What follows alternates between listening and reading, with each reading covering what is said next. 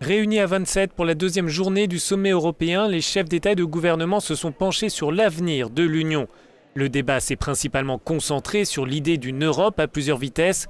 Ce scénario divise les États membres. À l'issue de la rencontre, le président de la Commission européenne, Jean-Claude Juncker, a rappelé que la priorité reste l'unité des Européens.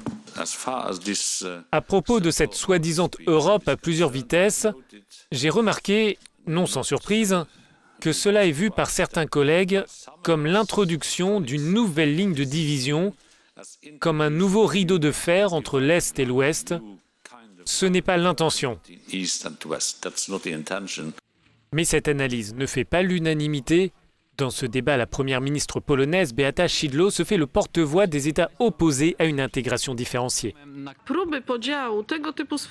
C'est une tentative de diviser l'Union européenne. C'est à propos de ces régions qui veulent l'unité européenne, le respect mutuel, une égalité des chances. Il s'agit principalement des pays d'Europe centrale et de l'Est. Partisan d'une Europe à plusieurs vitesses, le président français, François Hollande, veut avant tout insister dans ce débat sur l'unité des États membres. Il y a des faiblesses, il y a des difficultés et l'Europe a montré qu'elle n'était pas capable de prendre les décisions au bon moment. Alors qu'est-ce qu'elle doit faire pour les prochaines années? Elle doit montrer qu'elle est unie, ça c'est une première condition, et qu'elle a des valeurs.